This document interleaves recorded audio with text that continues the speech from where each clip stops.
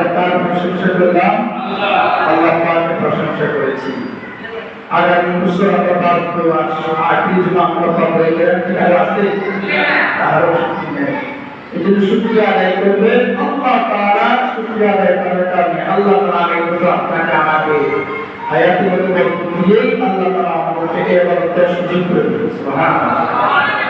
এই জন্য আজকে তো শেষ জুমা, রমজান মাস, গুনাহ মাফের মাস, রমজান মাস সম্মানের মাস, মর্যাদার মাস, মাগফিরাতের মাস, রহমতের মাস, নাজাতের মাস। মানুষ যদি জানতো আজকে যে পুরস্কার দিবে, আজকে শেষ জুমা, এই জুমা পাবো কিনা, তাহলে বাসা বাড়িতে পড়ে থাকতো না, সবাই মসজিদ বলে দুতলা তিনতলা বলে রাস্তা বলে যেত, অথচ মসজিদ খালি। দুনিয়ার ফিকির নিয়ে আমরা ব্যস্ত, মার্কেট করার জন্য ব্যস্ত, আল্লাহকে সময় দেওয়ার জন্য আমরা সেই সময়টুকু আমরা পাই না। কিয়ামতের দিন আল্লাহ যখন হিসাব চাবে, সেই দিন কিভাবে হিসাব দিবে, সেই দিন আল্লাহ কিছু ধরা পড়ে যাবে। এই জন্য আল্লাহ পাকের শুকরিয়া আদায় করি যে মহান রব্বুল আলামিন আমাদেরকে হাজার হাজার লক্ষ লক্ষ কোটি কোটি মানুষের থেকে যাচাই করে বাছাই করে পবিত্র জুমার দিন জুমা নামাজ আদায় করার জন্য আগে আগে মসজিদে আসার সুযোগ করে দিয়েছেন। আমরা আবারও শুকরিয়া জানাই আলহামদুলিল্লাহ। আমরা আরো শুকরিয়া আদায় করি আমাদের মাঝে ইতিকাফকারীরা বসে আছে, যারা আল্লাহ তাআলার মেহমান, যাদের সম্পর্কে বিশ্বাস করেছে, তারা এখান থেকে গুনাহমুক্ত হয়ে নিষ্পাপ হয়ে আশার মধ্যে ফিরবে। সুবহানাল্লাহ। কত ফজিলত, কত বরকত তারা পেয়েছে, সর্বপদ তারা পেয়েছে। আমি আপনি সর্বপদ নাও পাইতে পারি, কারণ আমরা একদিন বেলা 27 দিন 21 23 25 27 29 আমরা হয়তো ঠিকমতো আদায় করতে পারি নাই, কিন্তু যারা এতে বসেছে তারা সর্বক্ষণ কোথায় ছিলেন? মসজিদের মধ্যে। আপনাদের মধ্যে যদি আমাদের প্রতি নাও করে বা ভোর মসজিদে থাকার কারণে এতে কারণে একটা ফজিলত, সমস্ত ফজিলত আল্লাহ তাআলা তাদেরকে দান করেন। সুবহানাল্লাহ।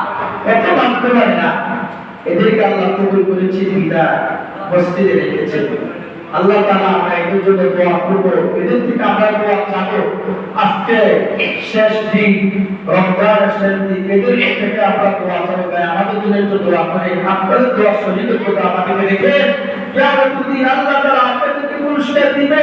ওই দিন আমাদেরকে ভুলেন না, আমাদেরকে একটু স্মরণ করে আমাদেরকে আপনাদের সাথে আমাদেরকে নিয়ে নিন। আল্লাহ তাআলা এদেরকে কালিকে কবুল করে আমিন। বলুন সালাম করেছি বাবা মুক্তির দিশারি বিশ্বনবী মুহাম্মদ রাসূলুল্লাহ সাল্লাল্লাহু আলাইহি ওয়াসাল্লামের প্রতি শাহাদাত কামনা করতেছি ওই সমস্ত শহীদদের প্রতি যাদের পালা রক্তের বিনিময়ে আমরা ইসলাম পেয়েছি।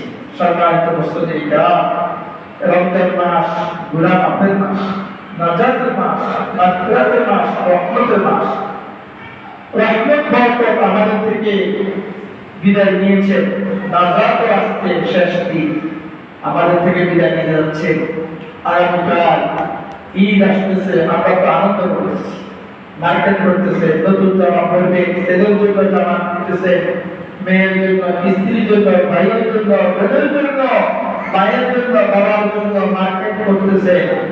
কিন্তু যাদের মা বাবা কবরের মধ্যে শুয়ে আছে, তারা তো রমজান চলে যাচ্ছে বলে কান্না শুরু করে দিতেছে। আল্লাহু আকবার। তারা কাঁদতেছে, আমরা আনন্দ করতেছি, ঈদ আসতেছে, আর ওরা কাঁদতেছে যাদের কবরের মধ্যে আযাব হচ্ছে, ওরা কাঁদতেছে। আফসোস, রমজানের বরকতে আল্লাহ তাআলা আমাদের কবর আযাব মাফ করে রেখেছে। ঈদের কালকে চাঁদ ওঠার পরে, ঈদের নামাজ পড়ে আসার পরেই তো আবার শুরু হয়ে যাবে ঈদটা।